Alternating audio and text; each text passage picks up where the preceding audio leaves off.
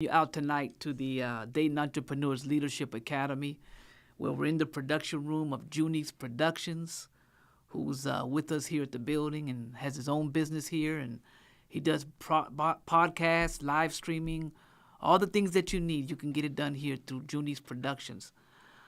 Tonight we want to just welcome you all out tonight to the class, and we just want you to just take in some of the information that we have, and if you have any questions or anything, you can shoot those questions through Facebook Live or on the board, and we appreciate all of you just watching in and taking in some of the information that we have available. Myself, Frank Muhammad, and Reginald Morgan, we run the Leadership Academy here, where we train young leaders not just to run a business, but to run life, and that's very important because your business is a direct reflection of your life. So before we begin, we want to just pray real quick and just ask that God be with us in the meeting and that he be glorified. Let's just pray. Bow your heads with me. Father, we thank you in the name of Jesus for this class tonight. We thank you for those who are watching, who may be browsing through Facebook and have gotten on to us and checking us out right now, God. Father, what we're getting ready to teach tonight, have your way with my words. Have your way with the class. And Father, we will give you praise. We ask it all right now. In Jesus' mighty name we pray. Amen. Amen. Amen. Well, once again, welcome, welcome, welcome. Tonight we teach in a way where we get to the point and we teach principles so that you can acquire these principles and apply them to your life on the daily basis. And not only do you do it with your business, but you can do it with your finances. You can do it with your family. You can do it in your business. You can do it in your ministry. So tonight, we got a twofold message tonight. And we want to start out the first part of our class with our self-development type class. And tonight, we want to teach on the three forms of communication before we get into the actual class. And I got some principles here that I want to share with you. There's three forms of communication that you're going to come across if you're running a business or a ministry or a family, or if you have relatives or any kind of function, whether it be a family reunion. You have to apply these principles of communication. And there's three of them we want to talk about tonight because you're going to run across three kinds of people who communicate these three kinds of ways. And we want to just talk about these three. The three of these ways of communication are passive communication, aggressive communication, and assertive communication. And we want to talk about those three things tonight. So, Terry, I think somebody was at the door. We want to just encourage you to listen tonight to make sure that you understand these three kinds of communication. The first one we want to talk about tonight is this. It's passive communication. Now, you and I always run across these kinds of people who passively communicate. This person prioritizes the needs and wants and feelings of others, even at their own expense. And you're going to run across these kind of people because they don't express their own needs or they do not stand up for themselves. They can be taken advantage of even by well-meaning people who are unaware of passive communicators' needs and wants. Now, there are some characteristics about this kind of passive communicator that you have to understand when you're dealing with people, even in business, okay? The first one is they're soft-spoken and they're quiet. Now, these are people that are passive communicators. There's about 6 characteristics that you could look for, and this is the first one. They are soft-spoken and they're very quiet.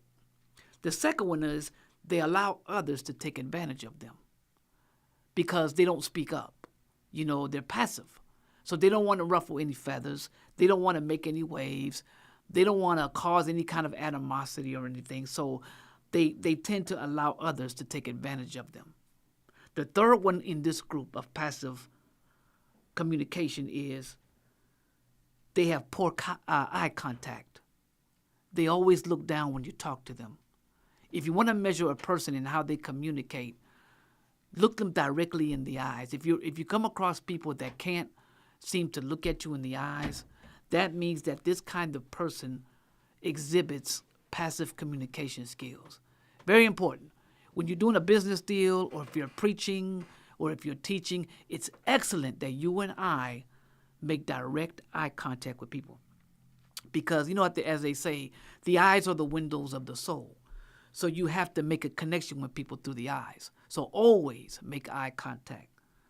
The next thing about this passive communicator that we have to look out for, they don't express their own needs or wants. They don't tell you what they want.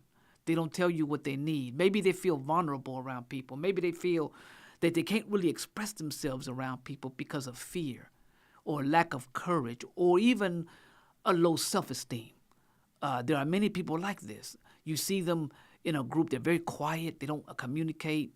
They're kind of, what's that word I want to use? Where they're to themselves, they're inert. So those kind of people tend to be passive communicators. And the last thing about a passive communicator, one of the last marks is this: they lack confidence. They lack confidence in the ability to speak, the ability to look at people, the ability to even be in a group. And sometimes they just like to be by themselves. So you got to be cautious about that. If you're with a group of people and you notice somebody that tends to be passive, they may need to be lifted up. I mean, if you're in a business or in a ministry, our jobs are to encourage those people to come from passive communicators to more active communication. Let's go to our next one. These three. Number 2, this second form of communication is something that we all deal with. And there's always one of them in the group. And this one's called aggressive communication. Aggressive communication. These kind of persons, they express only their own needs, their own wants, and their own feelings about any kind of matter. They make other people feel bullied. These are aggressive communicators. They bully people. They ignore the needs of others, and they're only concerned about their own needs. These kind of people, they vent easily. They're easily frustrated in the way they communicate. They speak loud, and they tend to be overbearing sometimes.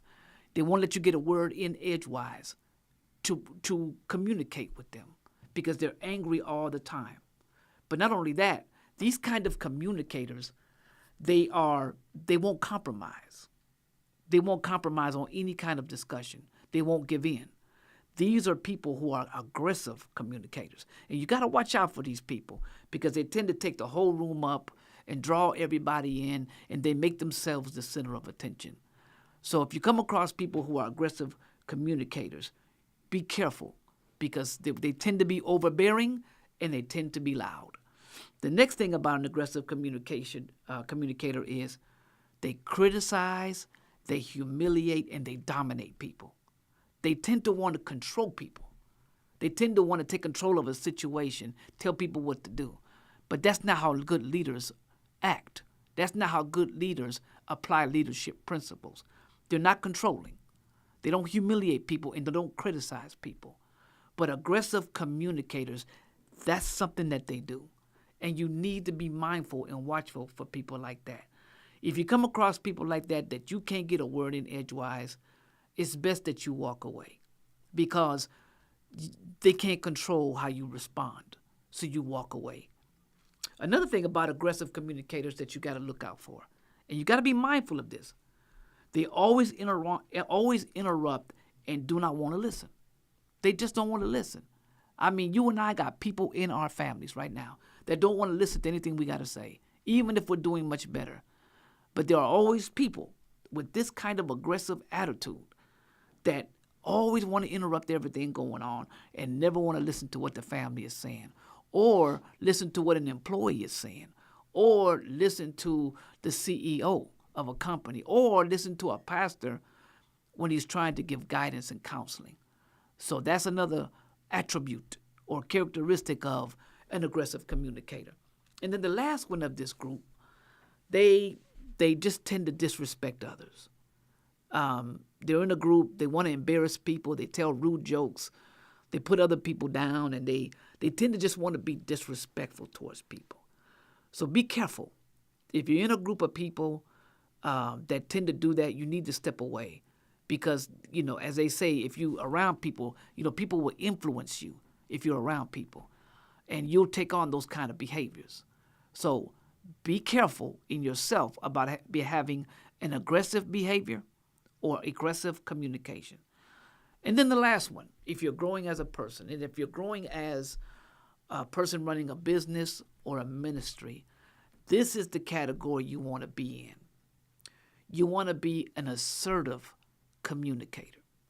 An assertive communicator. These kinds of people, they form communication emphasizing on the importance of both them and the other person. They're more interested in what the both of them, myself and that person, are going to get out of a conversation. They're always interested in other people first, because that's the secret to the success. You got to be interested in other people first. Another thing about this assertive communicator is they're the kind of person that they do stand up for their own needs and wants and feelings, but they also listen and respect those things from the other person. They listen to them. They listen to what they got to say, and they do it with respect. And they are confident, and they're willing to compromise. They're willing to meet them halfway. As a matter of fact, they're willing to even meet them on their way, on their turf. Now, what do these assertive communicators do?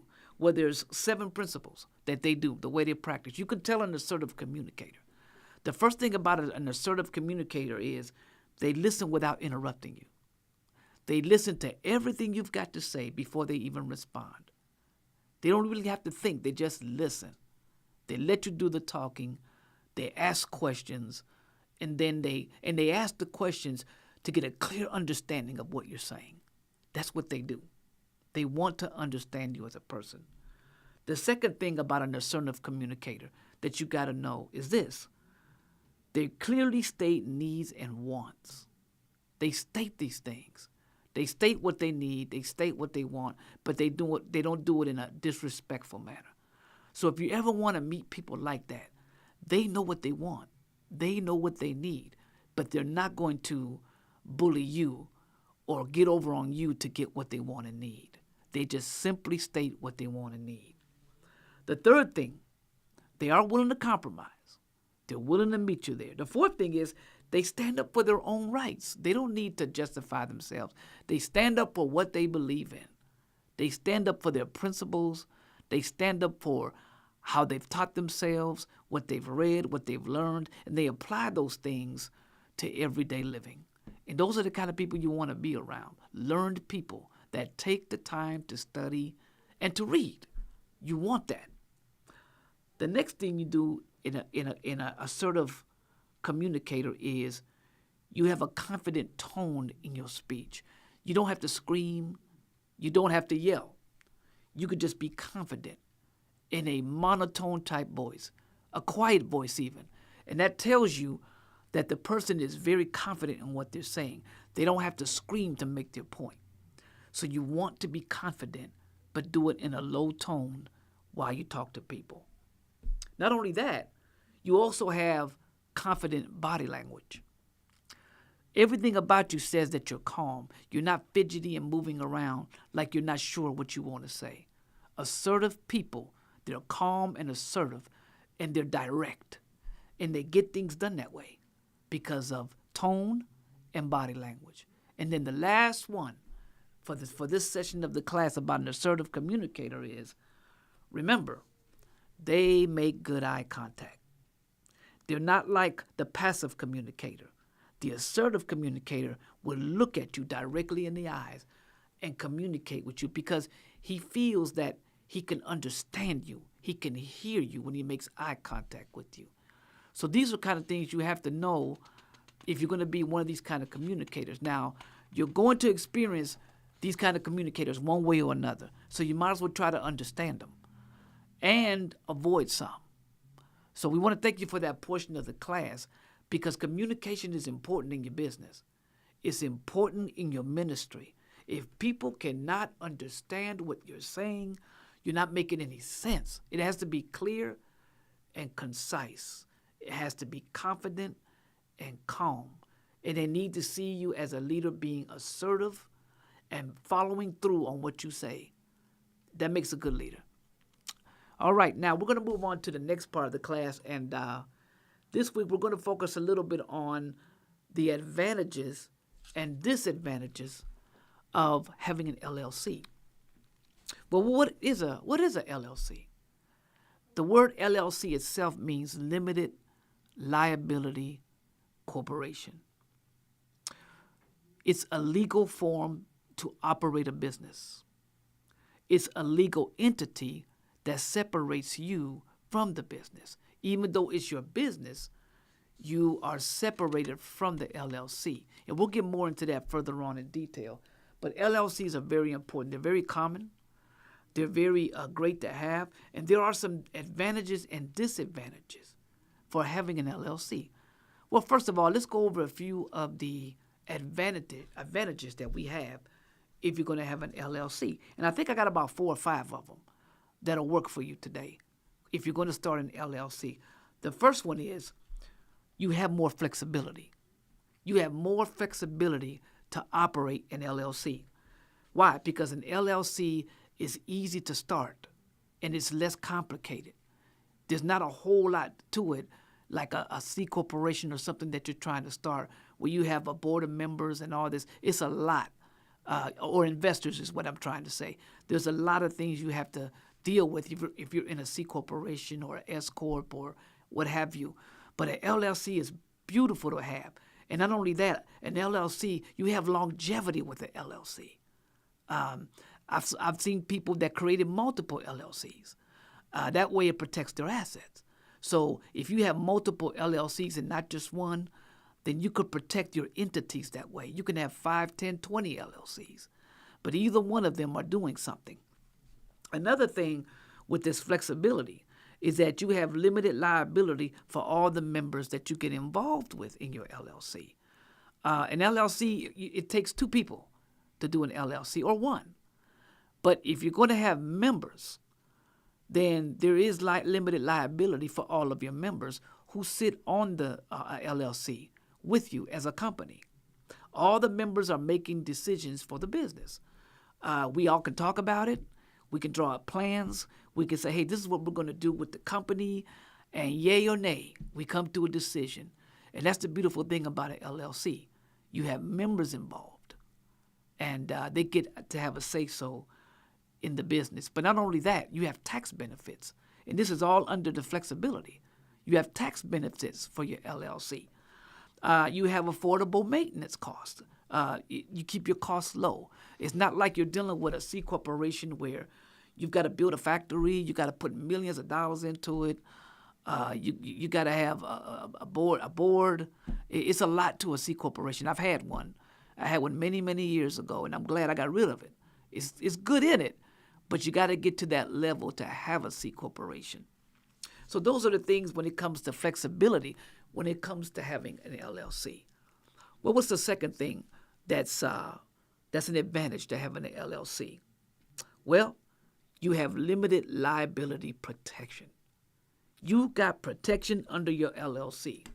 That means that your personal assets are protected. They're protected because if somebody tried to sue you, they can sue your company, but not you. Whatever assets your company has, then the company can be sued. This is why it's important to have more than one LLC for each venture that you're doing, because if you put everything under one LLC, you could be sued for the entire company, no matter where it's at in that arena, whether you're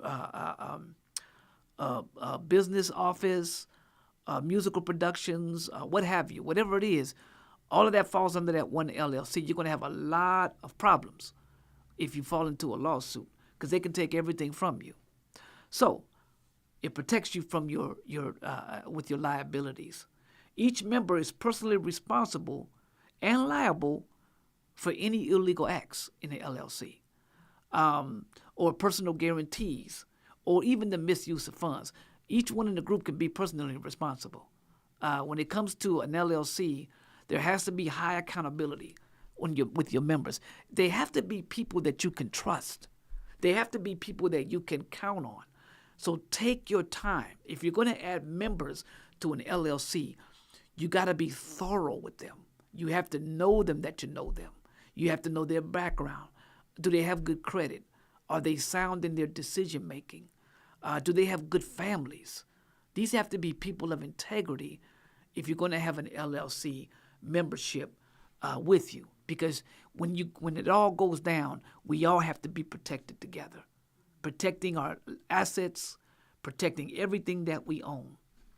The third thing that you can have with an advantage with an LLC is the flexibility of the management.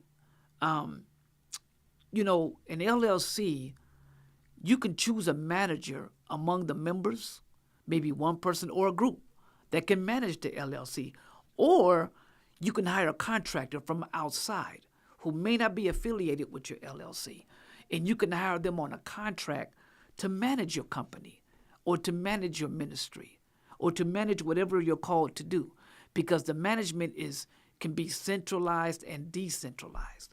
That's how you put that. So each member of the LLC, may not be in the big decisions. Maybe they have a manager that can give them the input on what they need to do. But in terms of the management, the members manage the LLC. The responsibility is shared by all the members. They have to make the decisions. And you have to report your articles of organization to the state. So if we're all starting an LLC, who's on it? Who's in the company? Who plays what role? This is very vital if you're going to operate an LLC. The second thing under this management, this flexibility of management is that the members' management can choose, like I said, a few people.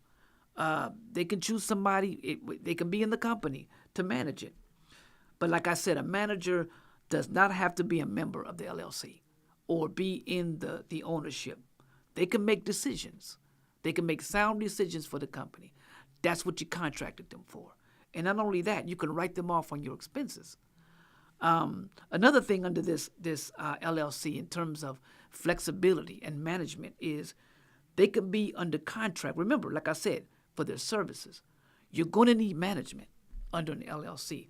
There's no way possible that you can tackle every arm, every finger of the LLC. The LLC is a body, and you have to have people that you can pay, that you can contract, that can do things for you so that you can focus and concentrate on the company itself. Very, very important. So always remember that. Don't be afraid to hire people, and don't be cheap. Don't be cheap when you're hiring people that work for your company.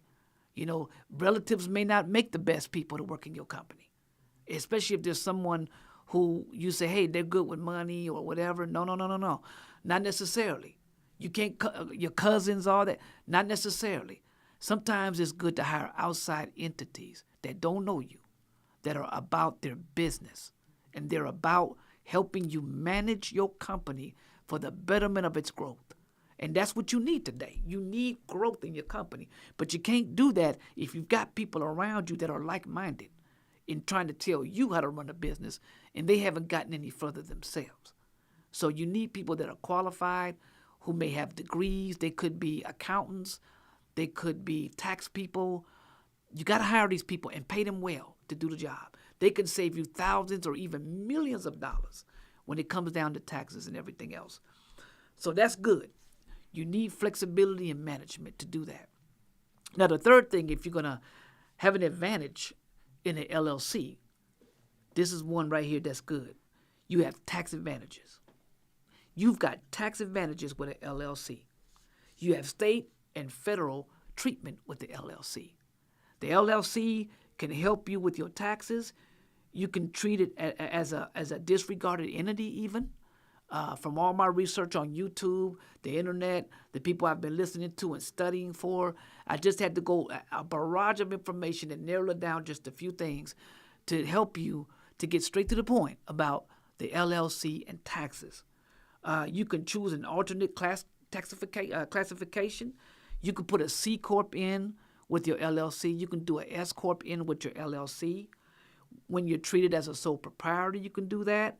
The only problem is when you're treating it as a proprietor or the owner, you would have to report the LLC income on your Schedule C. That's if you're sole proprietor. And with their federal, you have to use a 1040 form to do that.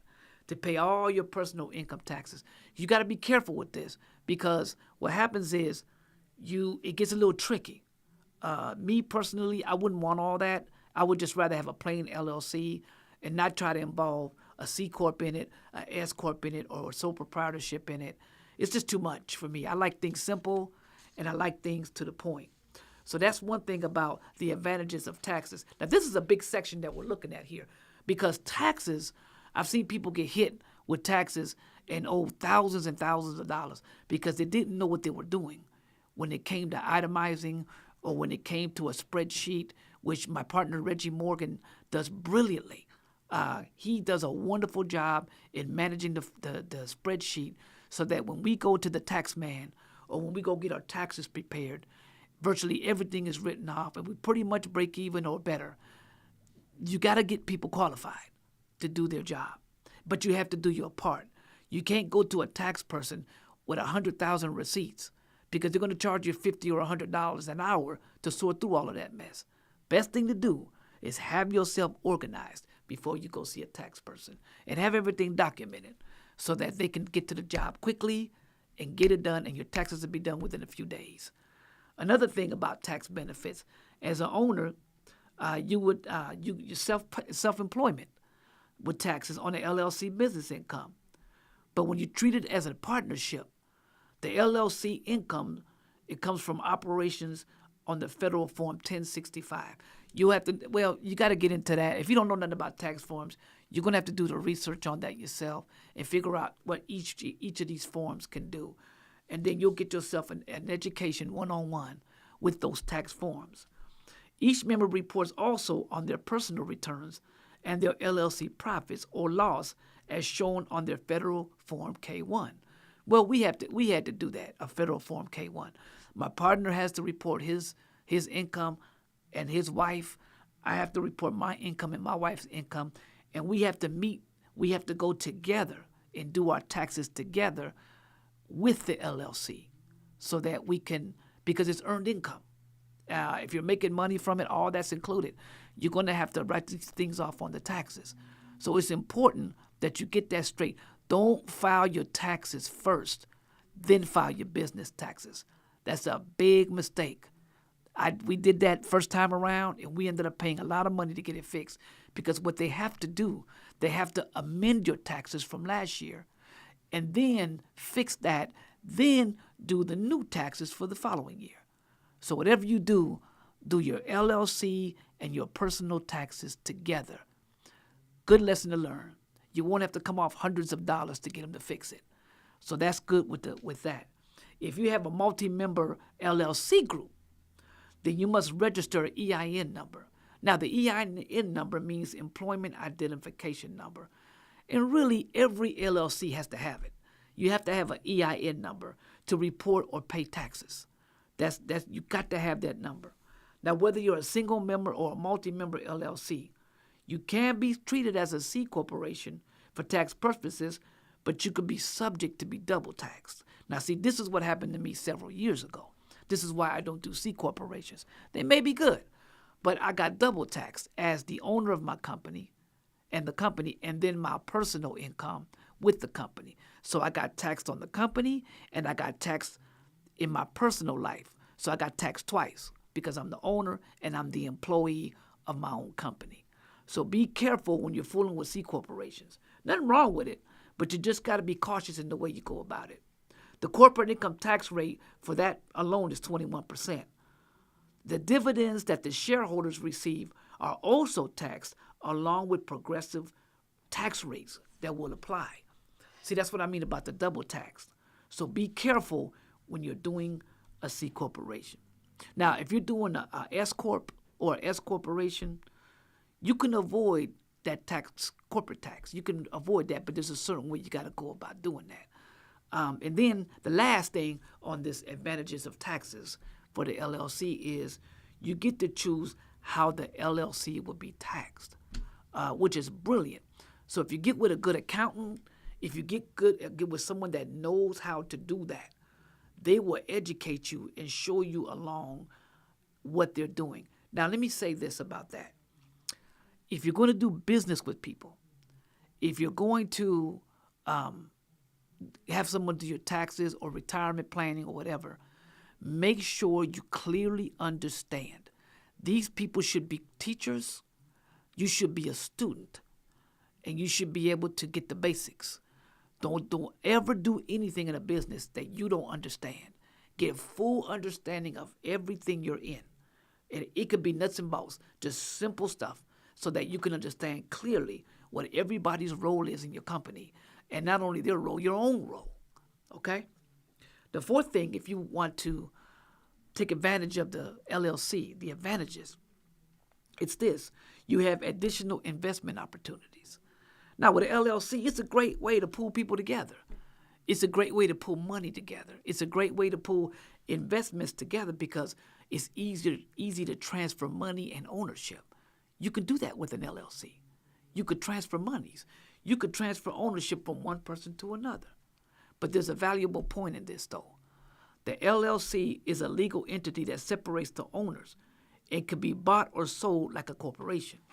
So you got to make sure if you're going to sell your company or LLC, all the members got to agree.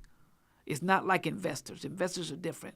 But the members, they all share. So it's important that you understand that. It's important that you know that if you're going to sell your company, everybody's got to be in agreement. Okay? An LLC's membership interest, unlike a corporation, you can't sell stocks. See, LLCs don't have stocks. They don't have trading. That's the beautiful thing about an LLC. You don't have to worry about answering to investors or people that may cuss you out if several thousands and millions of dollars are missing or lost in investments. So that's a good thing about an LLC. You don't have to worry about stocks or dividends or things like that. So that's good, okay? Now, let's go to the last thing about an LLC, the advantages that you can have if you're going to operate one. You have capital access. You got access to money. You can do that with a sole proprietor, but with an LLC, it's different. See, with an LLC, you can raise money just like a sole proprietor easily. You can raise money quickly. You can issue member interest even. People who are interested and want to be a part of what you're doing. And then you can exchange money in the membership if they want to join. You can raise capital. You can get loans. You can get credit cards. You can even get grants. You could even operate a nonprofit under an LLC. A lot of people don't know that, but it's a way you do it. So you can raise capital, loans. You can work with banks. You can take out a line of credit, and you can operate that under an LLC. And not only that, remember what we said earlier, your assets are protected because if it comes down to it, they'll come after the company, but not your personal assets. But you got to know what you're doing with that. Now, let's get into the last part of this thing, which are the disadvantages of an LLC. And this one is not long at all because LLCs are really great. But the disadvantages of an LLC, there's only two, and they're straight to the point. The first one is this. You will have additional and extra maintenance costs. In other words, you don't have millions of people investing with you like a C Corp, investors, stockholders, people investing millions of dollars into what you're doing. You're going to have to take care of it yourself. If you have members in the LLC, the company, we all have to split it up the way we do, and we have to take care of all the maintenance fees and costs, okay? And not only that, there are annual reporting state business licenses. You know, you have to report things yearly. You have to report things annually to the state. If you're going to operate an LLC and you're going to dig a ditch or do an apartment building or whatever it is, you're going to have some licenses. You're going to have business licenses to operate the business. But another thing with a disadvantage with an LLC, you will have registered agent. You have agent fees, registered agent fees that you're going to have to take on. And you'll have to pay these from time to time. You will have state minimum taxes. You will have all these things you're going to have to deal with when it comes to LLC, the disadvantages. You will have tax compliances. You have costs. You got all kinds of things that go with it.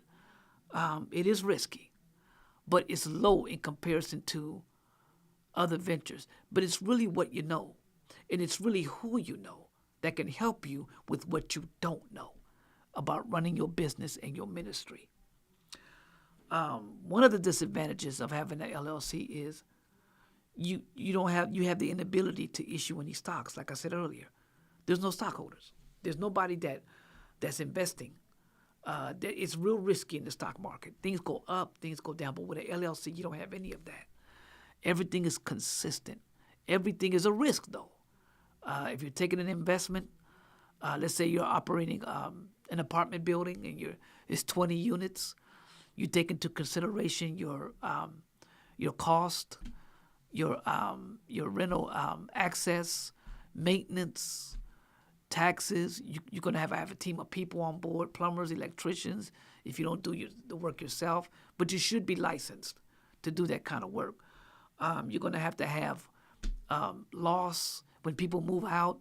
You have to have vacancy rates, vacancy costs. These are all in consideration when you have an LLC and you open up a real estate company or something like that. So be mindful of these things.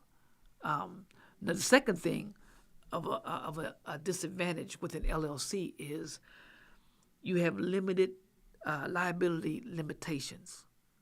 You have limited liability limitations. While protected under the LLC, there are circumstances that can make members responsible or liable. I'm going to give you an example of this. You may take out a loan altogether. You may sign it together. Everyone agrees, but then somebody runs off with the money or someone runs up the credit. This is why it's important to have one or two people that are reliable that handle the business. You can make the decisions, but you know everything going on. So this is why you can't have a lot of people's hands in the pot when it comes to the finances of the LLC. So it's important that all the members understand that when the circumstances happen, there is a liability and that those members can be responsible. So those are some of the things that you've learned. I hope you got a lot out of the class tonight about advantages and disadvantages of an LLC. And remember, you can replay this on Facebook about the 3 forms of communication: the passive communication, aggressive communication, and assertive communication. We want to thank you all for coming out and joining with us tonight. Share this with your friends. And if you're interested in doing a podcast or your story or something in ministry or business, you can contact Terry Junies on Facebook. He's there. You can contact him, get a hold of him. He can help you set your platforms up, virtual, whatever it is. He can do it, and he can help you with that. So once again, guys, we thank you for coming out or tuning in and watching the show. We hope you got a lot of information out of it. God bless you, and have a good evening.